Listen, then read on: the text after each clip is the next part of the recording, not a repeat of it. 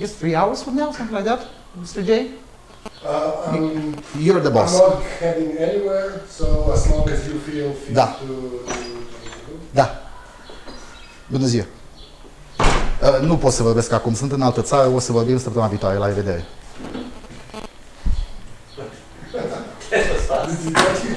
This is one of my longest conversations over the phone.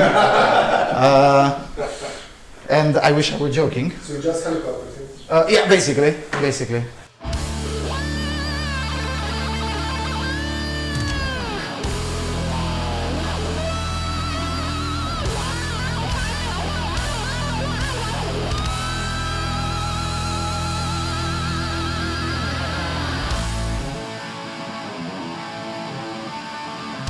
That doesn't matter.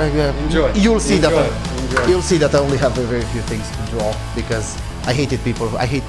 When I was in school, I hated people who wrote a lot on the blackboard. So as a result, I would not become that guy. Right. So welcome to this, whatever it's called. We didn't even put it a name, which is great. It's going to be mostly informal. My name is Lucian Vâlsan. For any of you who haven't had the time to meet me, I am from Romania, born and raised in Romania. No Hungarian or Gypsy blood. Although I wish, because I could have benefited from affirmative action. Sadly, no luck on that. The only thing that I really have new to say to any of you is on the topic of organization. And organizing, when it comes to organizing, most people think of organizing in leftist terms. That's because the left has been the only portion of the political aisle that was able to successfully organize. So for instance, we're thinking about authors like Saul Alinsky, like Barack Obama, the first community organizer who ever even got the chance to lead the free world, I would say into the ground, but that's a separate topic for another day.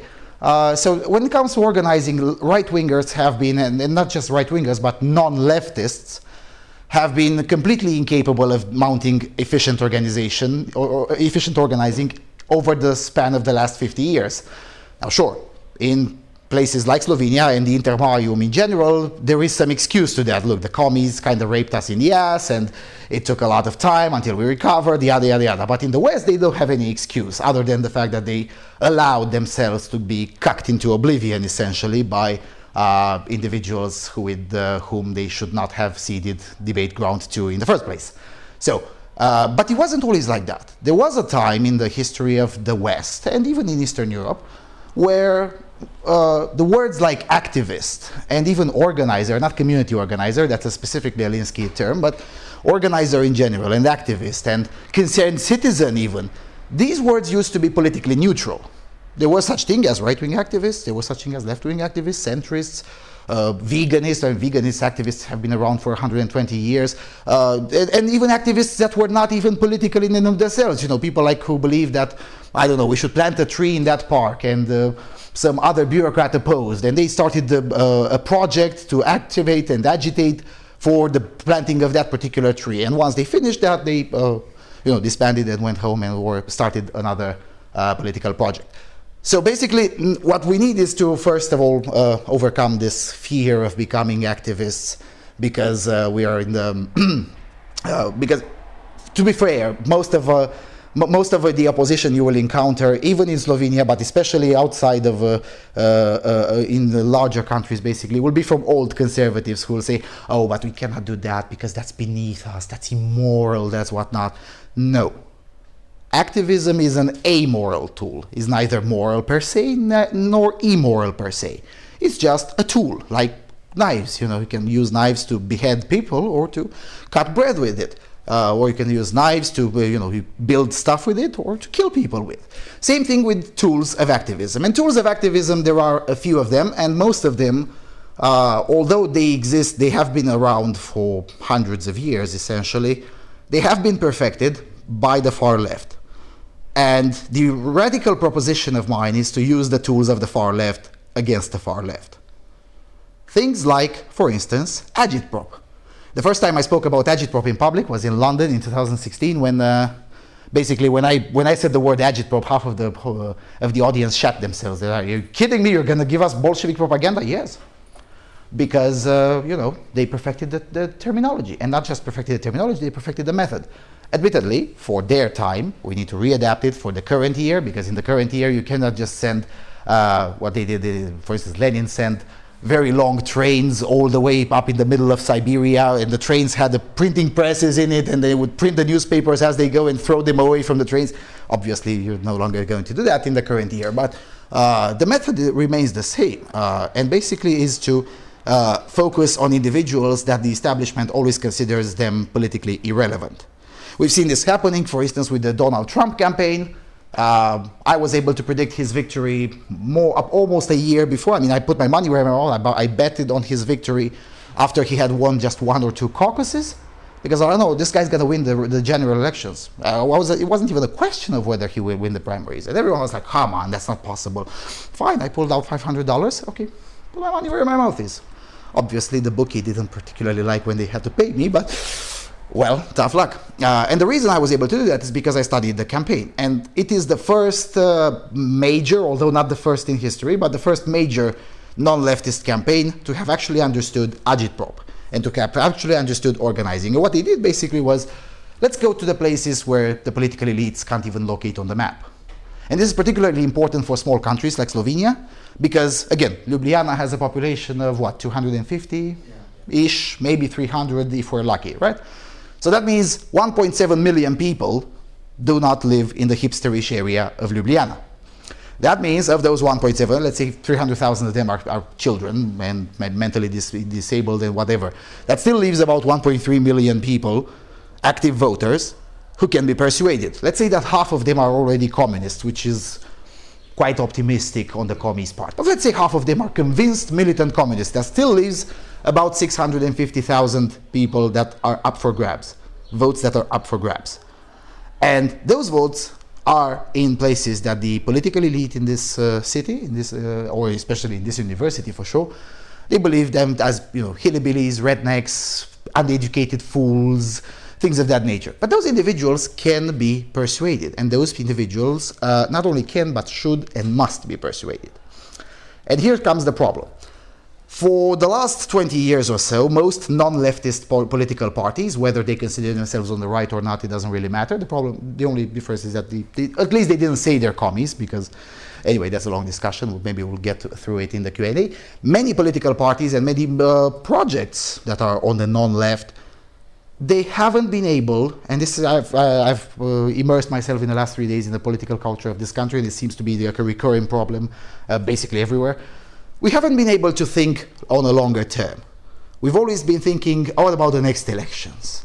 What about who's gonna run for us, as in the right, in the next elections? Or we never think about, how about 4 election cycles from now, 5 election cycles from now? That's how the left used to think. To our luck, the left has stopped thinking.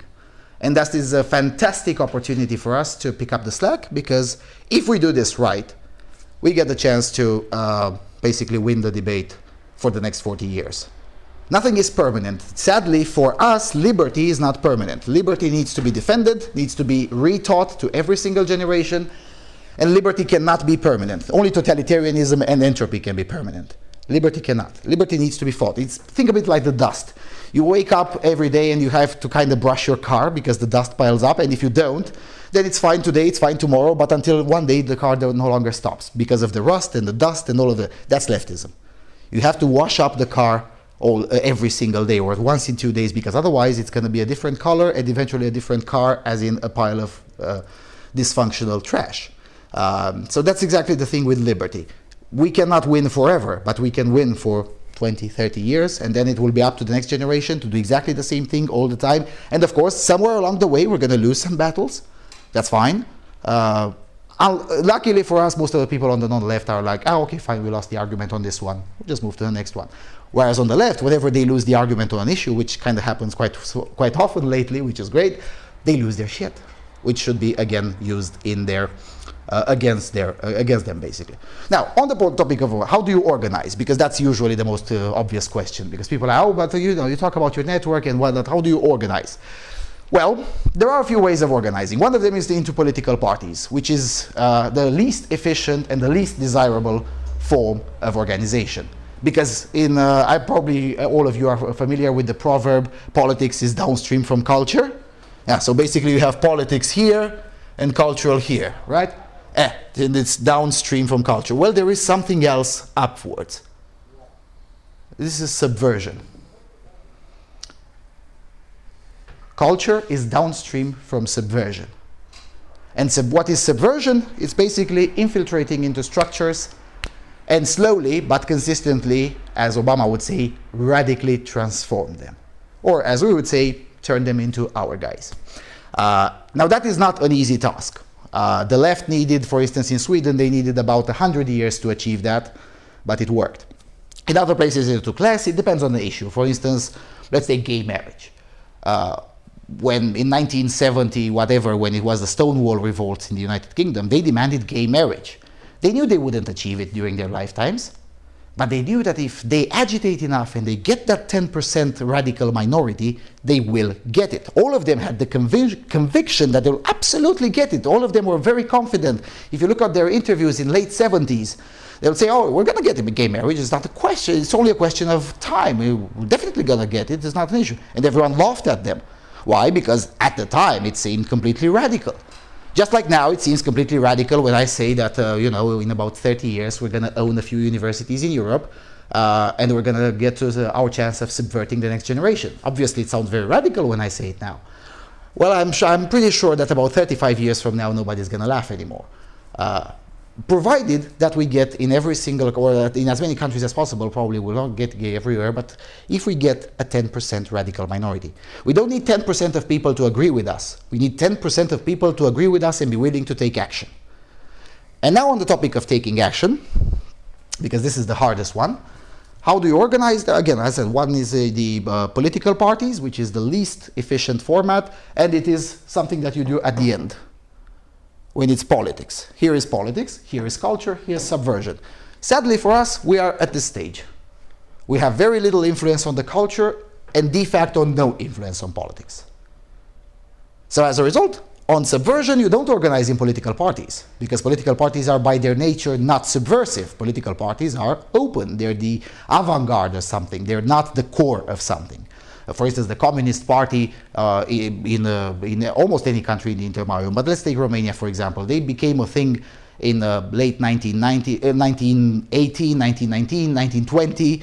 Then they became banned, but they still remained the avant-garde. But the core was the group of illegalist and subversive activists. Those are the ones who created the necessary 5 to 7% minority to at least have a shot at winning. Now, of course, they also got a lot of help from the Union of Soviet Socialist Republics, but they had no idea that they would get that help at the time. But they believed in something, and in about 25, 26 years, of course, with World War II between them, they managed to impose their dream upon the rest of the society. Even though the Communist Party, for instance, in Romania, never, even at its peak, it had 11% of the population. They were never even coming close to 50%. Because this is another thing. Most of us were educated, or we get this intuitive feeling that we need 50% plus one of the population to get what we want. No. You can have even 80% of the population agreeing with you. If you don't have the 10% radical minority, you're always going to lose, even if you have 80% agreement. For example, take mass immigration into the United Kingdom. In the 60s and 70s, when the issue was being discussed and the pro-immigration argument won, and UK started being flooded with Pakistanis and other completely foreign and alien populations, at that time, about 80% of Britons believed, like I did, namely that we shouldn't import entire continents that are from completely incompatible cultures. It didn't matter, because they didn't have the 10% radical minority.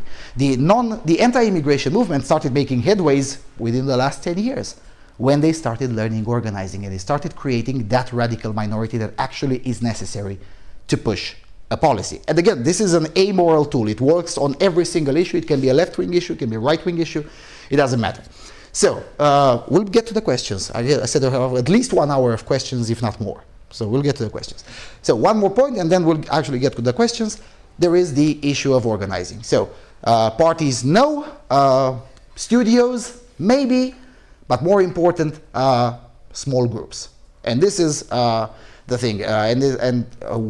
Probably you're going to ask me how you prevent this, and I'm going to tell you it's basically through avoiding blackpilling and demoralization.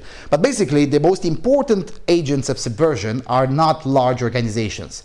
For instance, many right-wingers make this mistake. They say, oh, look, let's say the SPLC in the United States. Do you know what SPLC is? Yeah, they say, oh, they're such a large subversive organization. No, the SPLC is not a subversive organization. It used to be, but it's not right now. It has been subverted. Because until 1986, the SPLC had a legitimate purpose. They were fighting Democrats from the KKK. They were fighting Democrats in court and winning and defending the liberty of the individual. They had a conservative goal. And then in 1986, they got subverted. They got conquered. They got invaded, basically, and all the normal people in the organization left. And now the organization is completely subverted, and they publish trash like my friend Janice Fiamengo is a male supremacist. She herself is a male supremacist hate group. Complete dementia, basically. But they became subverted. But when they were subversive as an organization, they were very small. The SPLC, at the peak of its power, had about 11 members. Admittedly, 11 well-funded and very smart members, but 11 members. 11 compared to a population of 300 million that is the United States, that's basically zero. Not statistically zero, but literally zero. Same thing happens with other organizations. Let's say, for instance, the anti-smoking organizations. None of them have more than 20 members. None of them have more than 20 members. But they've managed to impose policies in most countries of Europe, not all of them, precisely because they had the radical minority. And they were willing to do the heavy work of being subversive. Now, how do you organize such a small group, and especially how do you coordinate? Because that's usually the next question that comes up. And there are a few ways. My preference, there are others. I've seen some others being tried in practice, but I haven't seen them succeeding yet. So as a result, I won't promote them yet. But my favorite is pretty much like this. So for instance, this is me, and I know, let's say, Mr. J over there. Now, Mr. J has a lot of friends, whatever, let's say 3. Me, I don't know these people. I don't care about these people. What I know is Mr. J. And when I need the information that he or his personal network may have, I call Mr. J. I don't care how many people he recruits. I don't have to know. Because when anything happens, I can just say, I had no idea. I'll just have to know the number of Mr. J. I just know Mr. J from Slovenia, and I just call him.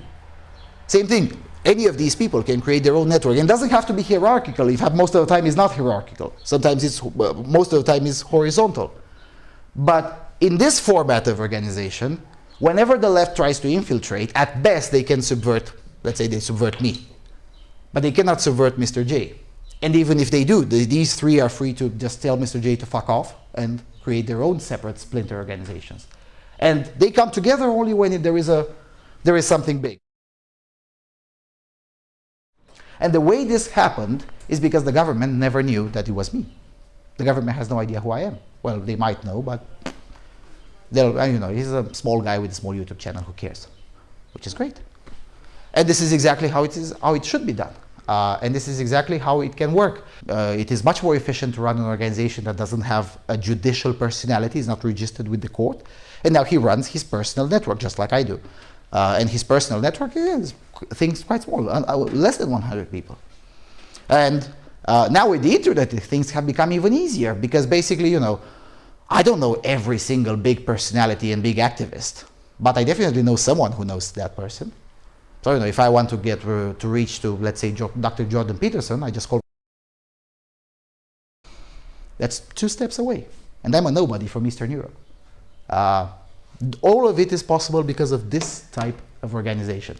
If you organize it in a type like the early Communist Party was, with various cells but then centralized within a central committee, that can work, but it's not a guarantee. This one never failed so far. It may fail in the future, I don't know, but as a conservative I'm compelled to run on history. Which one never failed, which one passed the test of time as it may be, and this one passed the test of time. There is the model of organization like the early Communist Party, for instance. I learned this in Georgia at Stalin's house, and it was there an organigram of how the early Communist Party was. So basically it was Stalin and about 3 other friends, including Lenin. And then from this committee it flowed 5, I think it was, the vice presidents basically as they were. And then all of these people funded local organizations. The problem is that all of these people had, if they wanted to speak to Stalin, they would have, so for instance, this one formed whatever 5 organizations. Well, if someone from here recruited someone else, if this person wanted to speak with Stalin, they would have to go through all of this. And Stalin would necessarily have to know beforehand that 3 levels below him, someone new was recruited. It was a highly inefficient way of working. Now, Stalin got to fund the Soviet Union and then got to impose his model. But if that had not happened, and it was a great chance of not happening, I mean, it was a lot of luck when it comes to the early communist movement. But if that had not happened, then his model would have failed because it was largely inefficient. And I've seen some non-leftist groups attempting this model. It may work when it is less than 200 people. But if it's larger than that, then it cannot work because the human mind cannot process more than 200 names. And then you would have to keep records. And once you keep records, there is no more OPSEC. OPSEC is operational security. And when you have records and you have lists with names, for instance, there is no such thing as a list with names of people that are in my group. And most of them, I don't know them by name. It's not that I cannot find out their name. Of course I can. But I don't care. Why do I have to care? I care only about the people that are directly connected to me, which are a few of them, most of them in public, most of them in the open. But then what they recruit and what they do, I don't have to know. All I do have to know is whether they need help. If they need help, I'll gladly help them. For instance, I spend about a third of a working week, if I am in Romania, writing propaganda for all sorts of stuff. For instance, now we're trying to do, and we're going to succeed, exactly what the left did. Have you noticed that whenever the left has a project, for instance, they want to force taxpayers to pay for transgender surgeries, suddenly you have Planned Parenthood advocating for that, and you have the Association of Disabled People from whatever different country advocating for that. That's how the left works. All of the organizations within their networks, at plural, multiple networks, they all join on that topic-specific issue, even if that organization has nothing to do with the wider leftist project. But because the organization has a few leftists in it and has been subverted, then they join whenever. And when governments, because that's the thing, governments, whenever they see written letters and they see a list of civic organizations in there, they're like, holy shit, then that means that must be a majority position, even though it never was. That's what I'm trying to emulate. I'm trying to get completely random, unconnected organizations advocating for topics that are not their topic specific, but they'll say, look, our members demanded it, and therefore, even though that may not be true, or it may be true for a minority of members. In the future, I would like to see, and we're already under the planning for that, I would like to see, let's say, secular organizations advocating for tax cuts. Why not? I mean, look, we believe in the separation of church and state, but we also believe in the separation of the economy and state. You know, we're evolving as an organization. That's right-wing subversion right there. And not only it can work, but it has already worked in several countries, and it will continue to work. But the problem is always to get the first people to have the courage to actually try it. You'll be surprised just how easy it is. Getting the courage to try it, and especially getting over the demoralization. Sadly, too many of our people are demoralized, and not just demoralized in the common sense of the word, but also in the KGB sense of the word. And getting over that, that's a bit more complicated. Right, that's it, because then I'm going to become one of those boring people that I hated when I was a student. So, questions? This is conscious, what they do with the networks and all these organizations pulling towards a single goal. Is it conscious, or is it just like a thing they do now? Well, it definitely was conscious at the beginning. Nowadays, it doesn't even matter whether it's conscious or not. I don't care. Why should you care? It's a waste of time. I don't think it is, although there are obviously individuals for whom it's conscious. And you have to remember, the left has been able to do these kinds of networking stuff to such a level that it can now be profitable. Probably it's still not the case in Slovenia, or at the very least it's not the case as it is in Sweden. For instance, in Sweden, it is literally profitable to be a cultural Marxist agitator. You'll get a lot of state funds just because you're a degenerate agitator. And we do have that in Slovenia. yeah, but you don't have them with hundreds of thousands like in Sweden. Oh, okay. So on a per capita basis, Swedes have a lot more. And because of that, because they made it profitable, nowadays you have individuals, I mean, I know a few of those, and I'm working to subverting them and getting them into my network because, you know, I'm quite an asshole with these kinds of things.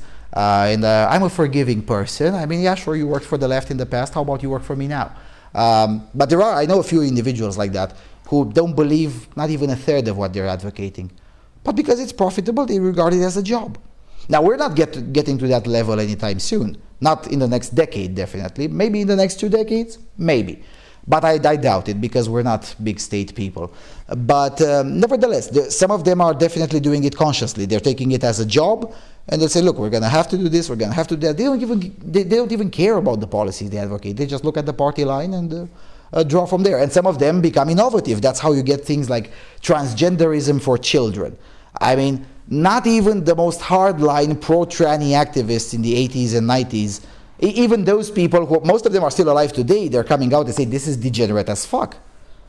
But because the left is a revolutionary movement rather than a project in a way, because it is a revolution, the revolution, what does it do? It revolves. And it has to keep on revolving, and that's how you get them going full circle. You have the left, which is supposed to be the liberation movement. They argue against the legalization of prostitution. That's why this is happening. Thankfully, we have better policies and better ideas, and once we get our, let's say, 5% or 7% tax, we're not going to continue then to advocate for lowering other taxes because things will be very close to what we wanted. Even if we get 15%, we might even stop, because it will be much better than it is today and will be closer to what we want. The left, however, doesn't have an end game. The left will continue to agitate. That's why we're never going to win in the definitive sense. We're only going to win in the relative sense. We prevented the dust from settling today. We're going to wake up tomorrow and wash the car again. And the day after, and the day after, and the day after. That's the main advantage that the left has, because the left has entropy on its side. The main advantage that we have is that we don't have, well, first of all, we cannot, but we don't have to project darkness. The left has to keep the light out. We just have to poke holes and let the light in. Because you cannot, you don't need a vast indoctrination machine to convince people that men cannot be women. It's self-evident that men cannot be women and will never be women, and it is what it is, whether you like it or not. So that's why the left has to censor people who dare to misgender, or that's why the left has to do all of these things, because otherwise their reality cannot be made into happening, because it doesn't conform with the laws, the physical laws, and the science of this planet. I don't know, maybe the leftist project can work on a different planet in a different universe, likely a parallel universe, because they're always parallel with reality, but I guess that's a story for another day. Aren't we at a disadvantage with funding? Yes, of course we are. I mean, systemically. Not necessarily systemically, but we are definitely right now at a disadvantage with funding. Now, there are a few disadvantages. Some of them matter quite a lot and will be a challenge. Some of them don't. For instance, in the topic of useful idiots. The left spends a lot of shekels getting as many useful idiots as possible. Now, we're never going to have as many useful idiots as the left has. The good news is that we don't have to, because we're aiming for a radical 10% minority. We're not aiming for vast swaths of people marching in the streets for our cause. We're never going to go public with public protests, unless we want to make a point of it, but that would be much further down the line. Look at protests in Brazil, for instance. They have protests with the signs like less marks, more misses. Yeah, that's the result of 25 years of agitation. So only now they're having public protests. For 25 years, nobody even knew they existed. And now the left is shitting its pants because they know they're going to lose, and they're going to lose badly in the upcoming election. But that's the result of a lot of subversion and a lot of work. And for most of the time, I mean, 5 years ago, if you would have talked about the Brazilian right wing, people would have laughed in your face. There's no such, come on, in Brazil, the most commie, corrupt country, yes, in Brazil. I was keeping in touch with them. I knew I was keeping in touch with a lot of local activists there, and I was aware of their progress, but I kept my mouth shut in public because it helps sometimes to have the element of surprise. And now they're all public and with the big protests, but that's 25 years down the line. At the current moment, we're not going to need useful idiots at all, or very few of them anyway. Basically, we need smart, useful idiots, if you want, that can do infiltration and bidding for us. But that's pretty much it. We're not going to need plenty of useful idiots. So even though we have a structural disadvantage on funding, we don't have to spend the shekels that the left is spending. Now, on the other hand, there is another category of people where we are at a disadvantage, and that's where we're going to have to maybe not equalize the left, but get to a more level playing field, and that is the radicals. We don't have enough radicals. We do have enough thinkers, perhaps even too many already, but we don't have enough radicals. The left has, in every country, and I'm sure there are in Slovenia too, I mean in Poland there are at least 100,000 of them, probably in Slovenia there will be at least 5,000 of them. People who have made it their life purpose to advocate for leftist policy in every single moment of their life. Those are the radicals. We need more of those people. Because those are the people that are actually driving change. Because, you know, for instance, that's why you have situations where older conservatives like Dennis Prager, for instance. I love Dennis Prager, mind you, but he doesn't understand practical politics most of the time. But at the very least, he knows who to invite to teach him practical politics. So that's an important quality. But anyway, Dennis Prager himself, for instance, is always amazed about the fact that now he's hearing in the cab about transgender children or about things that were completely alien just 2 or 3 years before. Now that is possible because there are that small radical minority of leftists who always speak about their project to anyone, whether they're willing to listen or not. We need more of those people. How to get them? How to get them? Well, this is one step. I mean, seriously, I mean, there is no streamlined way to create these kinds of people.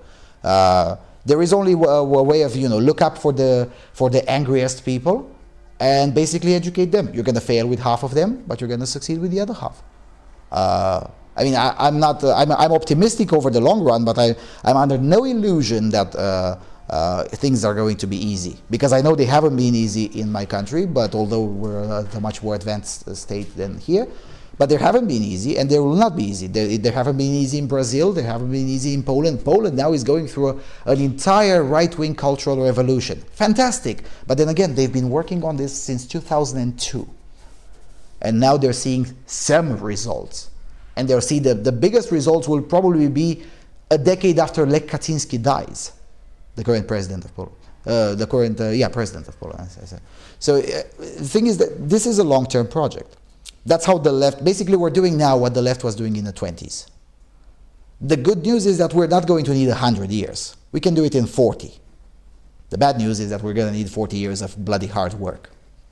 And it's not going to do itself. It's not going to be easy, but it can be done. And on the topic of radicals, that's where we may not get an equal number of radicals with the left. But if we get to have, I don't know, 50% of their radicals, that would already be in and of itself a progress.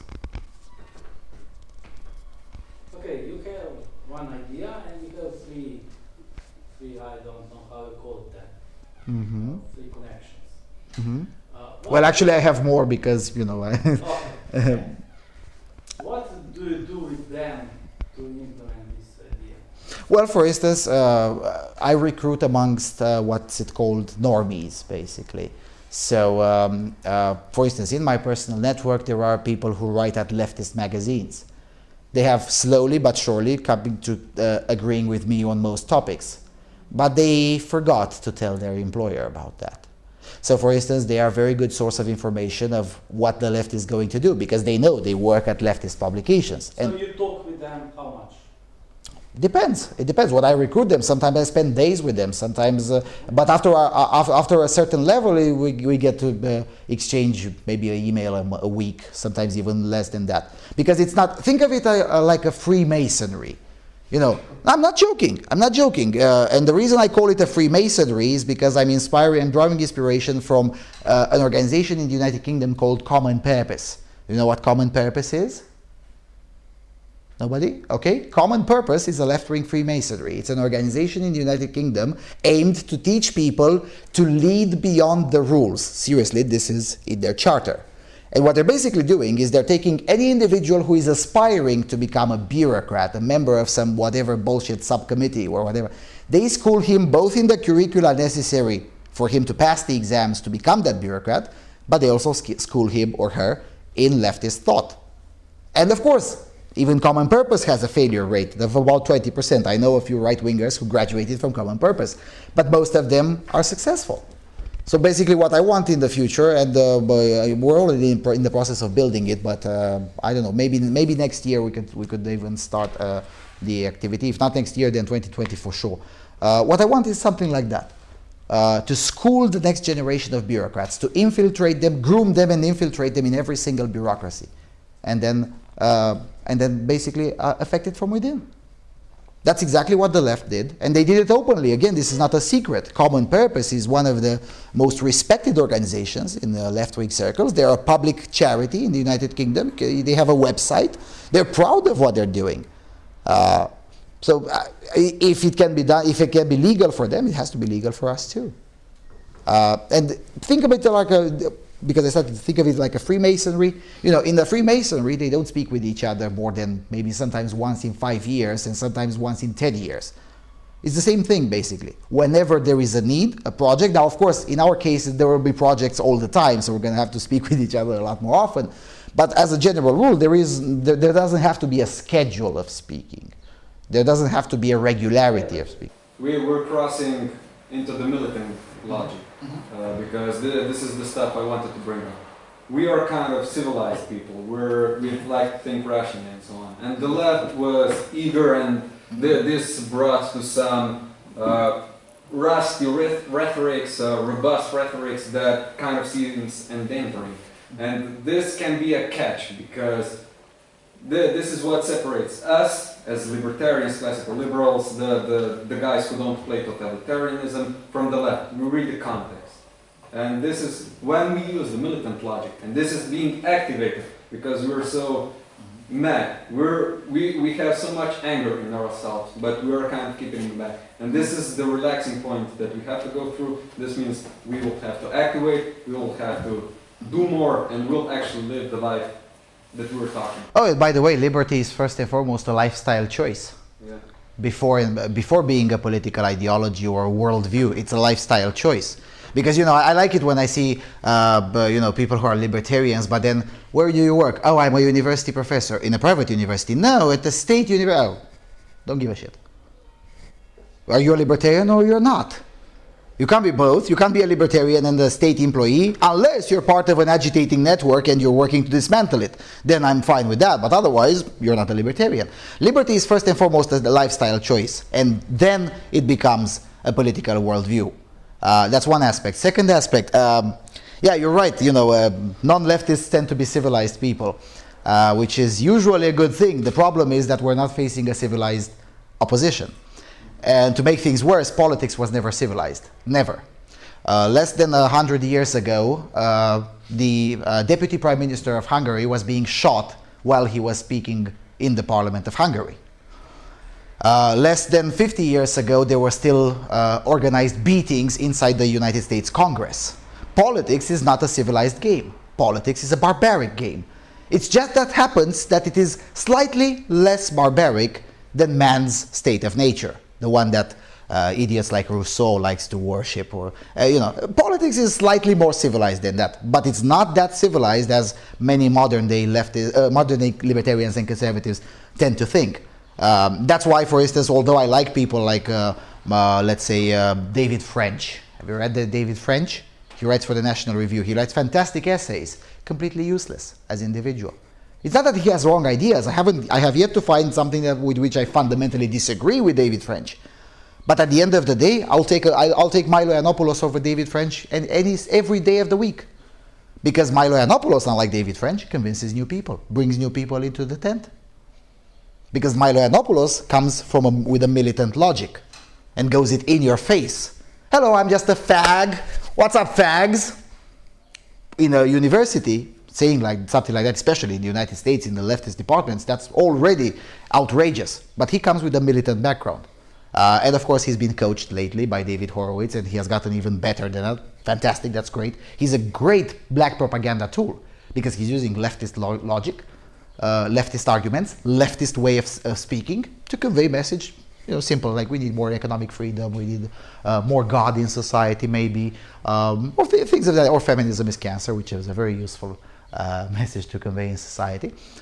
But he basically, his success is precisely because he's coming with a militant logic. Because sadly, and I wish you were right. I really wish you were right. Sadly, I've discovered that, and I discovered it the hard way. The society does not function like a debate club. The society functions on entirely different parameters. For instance, we were talking yesterday with an individual from Maribor who was explaining to me that, look, leftism is epistemologically wrong, and it was a very complex argument. Impeccable argument, mind you. I agreed with him 150%. I said, your argument is impeccable. Sadly, it's completely useless. Don't ever bring it up in public. At best, you'll be able to just bore someone to death, and at worst, nobody will listen to it. This guy is insane. I mean, just saying epistemologically in public is just, really, mate, why? Who cares about that? How many people do even know what epistemology is? I mean, sure, we do know here, probably, maybe, and probably half of this building. But if you ask 1,000 people on the street what epistemology is, maybe you'll find one, and if you're lucky. What we can afford is to have fun while we're doing it. Because otherwise you get demoralized, and once you get demoralized, well, that's when the problems start, because you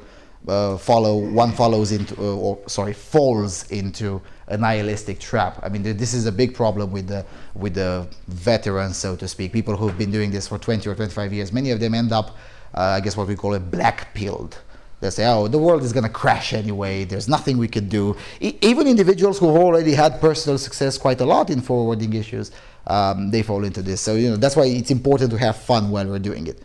And in the end, not take yourself too seriously. For instance, that's why Milo Yiannopoulos can keep on going on even after he was smeared as a pedophile, he was smeared as a leftist, as a rapist, he was smeared as a lot of things. They attacked his family, they attacked his parents, but he can keep on going on because he's always happy. He's always not taking himself too seriously, not taking, he's not ever terribly upset. I mean, of course, he sometimes gets pissed off, but maintaining a high morale, that's usually the most important things. Because again, so first of all, sort yourself out, then clean up your room, then start doing the clean up your family, help your family, then immediate community, then the village or the town, and only then national politics, and at the end, continental politics, which, by the way, none of us here in this room will live long enough to get to do. The continental politics will have to remain for the next generation. We're going to win the national debate in as many countries of Europe as possible, and our children are going to have to pick up the slack on the continental one. We're not going to live long enough to, or unless any of you is immortal, in which case, please tell me how you do it, because I want to live 200 years too. The thing is that I learned here with Slovenes, is that we can calibrate our expectations. Oh yeah, speaking of expectations, when I started doing this, I was like, if I can convince 2 more people to agree with me, that's already more than enough. Seriously, that was my first expectation. That was my first goal.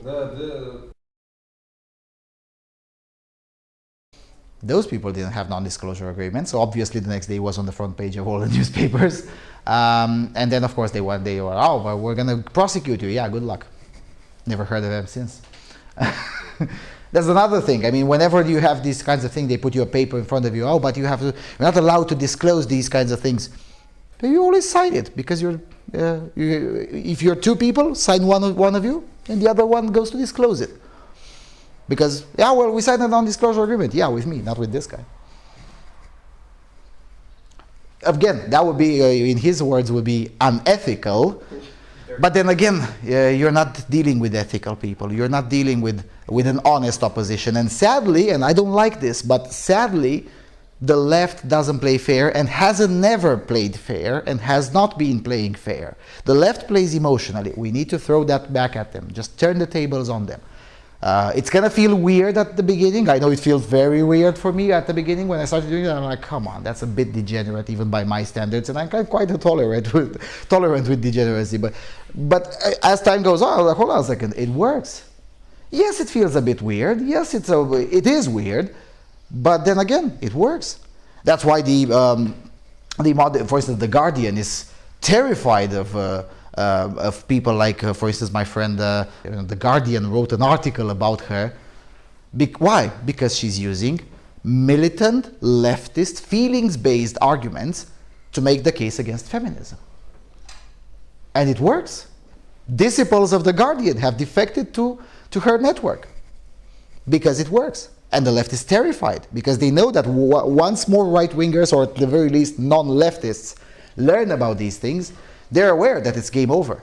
Sure, it's going to take a lot until the basic pyramid of the left will find out that the game is over. But the smart leftists, they already know that things are not going in a good direction for them. And, you know, I agree with them, which is why I want to make things happen faster as possible. Just poke, poke, poke, poke, poke. It takes a lot of patience. And again, a lot of things that are, how should I put it, thankless, basically. And before instance, the thing with the bank, if you're going to do it, and I hope you will do it, it's unlikely that it's going to write about it in the newspapers. And that's not a bad thing. Because if the cathedral or the powers that be don't know who did it, then they don't know how to defend against it next time it happens. Because it's probably not going to be the first project, because once you make it once and you see it happens and you see it can be done, you're going to try it again with another project. And by the time they figure it out who the people are and how things work, it will already be too late, because by that time the tools would have evolved again. And you will change as you go. Sorry, go ahead. I had one very light question. Sure. I searched Facebook for Slovenian official libertarian group and I found it doesn't exist. What's your opinion about this? You have in Romania official libertarian group? Yeah, they're all useless. Yeah, they do exist. None of them did anything. But it's okay if it exists. It's better than it exists than it It's neither good nor bad. It's. But a lot of Slovenians don't even know what libertarianism is. If you think that helps, I doubt, but if you think that helps. I mean, it doesn't help with the radicals, but it helps with the general population. As I explained, the general population doesn't matter. Most of the general population are follower. Most normies, sadly, are not smart enough for that. Machiavellians. Yeah, James Burnham, Machiavellians. Yeah. Read James Burnham, Machiavellians. Yeah. Seriously. He goes, basically the whole argument of the book is why the general population doesn't matter. Okay. Again, the left didn't beat the crap out of us by having the general population even knowing what the left is. Even today, the general population doesn't know what the left is. And now you have the general population, which is instinctively formed of followers. Most people are instinctively followers. They don't even know that when they're making a case for whatever, let's say, I don't know, buying back the Mercator, for instance, which I presume it was quite a spread position, retarded as it may be, and economically illiterate as it may be. It was quite a spread position. I can guarantee you, if you go and ask for the people who made the case, not the politicians, the people who supported those politicians, if you ask those people why did they believe that it was a good idea, they wouldn't even know it is a leftist position. They cannot explain it. Oh, it just felt good. This cultural transformation. One thing is, we're talking here in American terms of liberty. These are Anglo-Saxon terms of liberty that were exponented through America.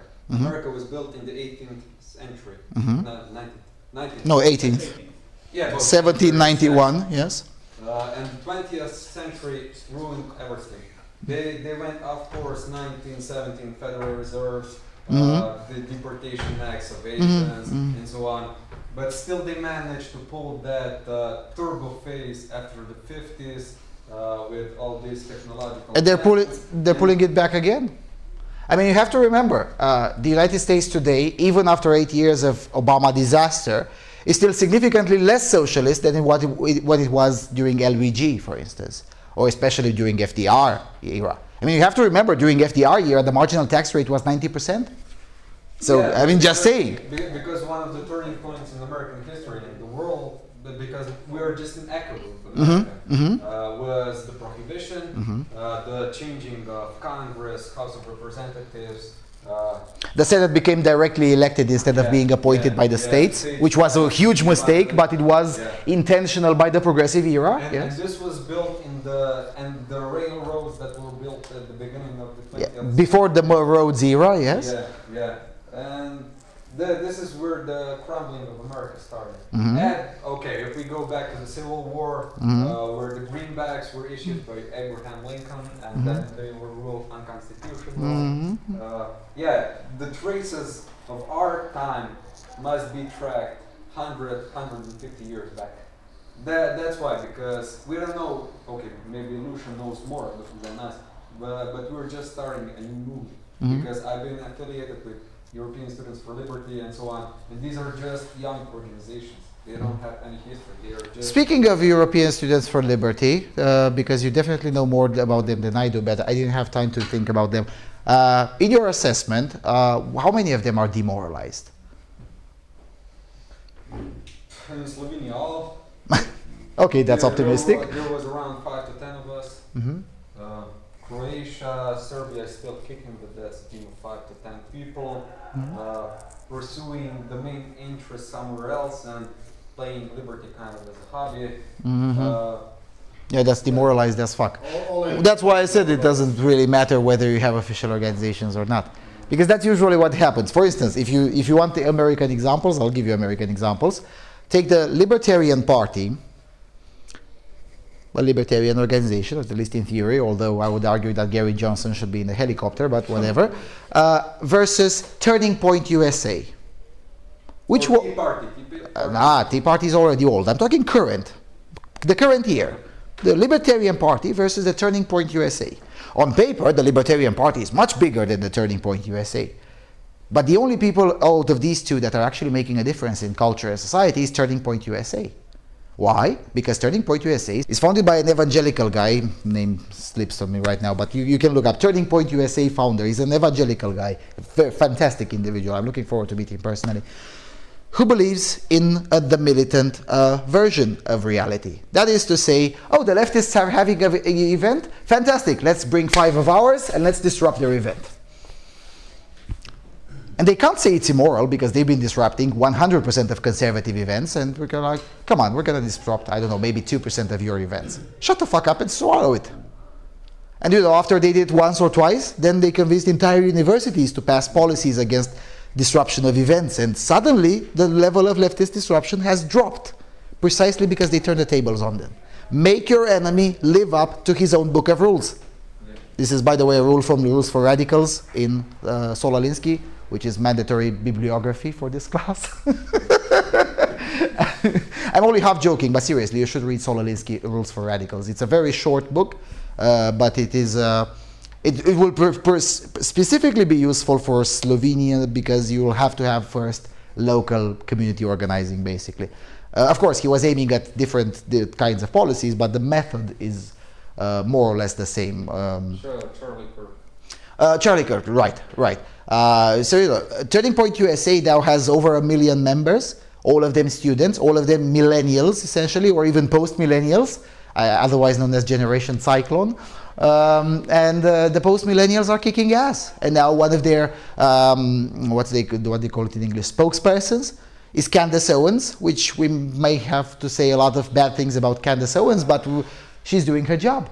She's doing her job.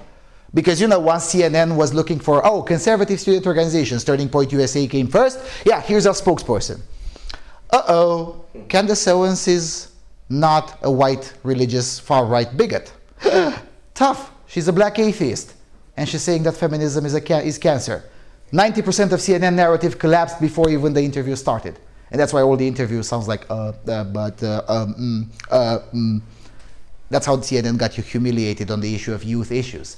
That interview alone lost CNN more than 150,000 subscriptions amongst individuals under the age of 30. How am I different from the left? I practice everything I preach.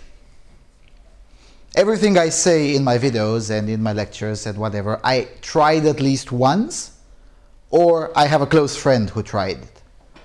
The left doesn't practice most of what it preaches. Case in point, how many Hollywood open border stars have at least 2 refugees on their properties? 0. How many Hollywood stars have at least 1 transgender child? No. Maybe Will Smith, I think. Maybe. But he's not a Hollywood star, so it doesn't count. Pitt. Brad Pitt? Yeah, one of their kids is transitioning. Not Brad Pitt, Angelina Jolie. Actually, that's true. That's true, yeah, because she has the custody. Because she booted him out of the house. Yeah. Okay, 1. I'll care when 90% of them will be. Or at the very least, 1% of them. As you say in Romania, spring doesn't come when 1 flower shows up. We need 1 million flowers until we can decree that spring has indeed arrived. So, I practice what I preach. I talk about agitation, I do agitation. I talk about financial responsibility, I do that. I talk about financial conservatism, I do that. Because with the minuscule amount of funding that my operation has, we get now to have networks in almost every country in Europe. We get to have propaganda distributed. And of course we use the internet a lot, and of course we use the internet in sneaky ways oftentimes. Why not? Hasn't the left been doing it since forever? Remember, now there's a scandal that the non-left, basically the Trump campaign, used the internet in a smart way. But what Trump did was significantly less egregious than what the Obama campaign did, especially in 2008. If you look up, down the memory hole in 2008, there is a magazine called Time magazine talking about how smart the Obama campaign was. And then it goes into details, and the details are far more horrifying than anything Cambridge Analytica even begin to dream about. Nobody thought it was an issue then, but now suddenly it's an issue when the right does it. Same thing here. I don't believe it is an issue. And in war, and this is a war, make no mistake, when someone breaks a rule, that means it's no longer a rule. It is permitted. Same thing that happened, for instance, in the Russian-Ottoman War. Such thing as chemical gases already existed, but both parties abided by the rule of not to use them.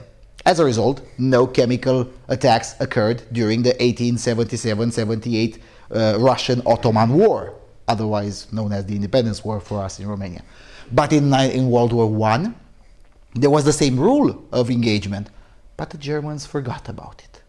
Were the French the first one who threw Or the French. The Germans were immediately after. Yeah. Okay, fair enough. Doesn't matter. Someone forgot about the rule. And suddenly, everyone was doing it. Because once someone breaks a rule, then it becomes permitted for all parties. That is, if you want to survive and if you want to have a shot at winning. If the other parties would have been, yeah, but it's a rule not to use gases. Yeah, sure, they gassed half of our army, but we cannot use the gas because it is haram, because it says here on my sheet of paper that nobody gives a shit about. Once someone does something, it becomes permitted. Same goes with discourse. Saying things like feminism is cancer. When I started doing anti-feminist agitation 10 years ago in 2008, saying in public that feminism might actually be harmful was entirely haram. Nobody dared to say that in public. Today you have headlines in the Telegraph talking about why feminism might actually be cancer. You have mainstream media talking. That's why I no longer I no longer make anti-feminist content at all, because from my point of view, I won. I got the entire cathedral to write as if I was writing for them. I subverted them. Of course, it wasn't only me. It was a lot of people in the background who helped the whole thing. But even then, they say things like, oh, the men's rights movement. Yeah, there is no such thing as the men's rights movement, by the way. There's just a few people. Globally, maybe we're about 2,000. Maybe 3,000. Except India. India is a special case.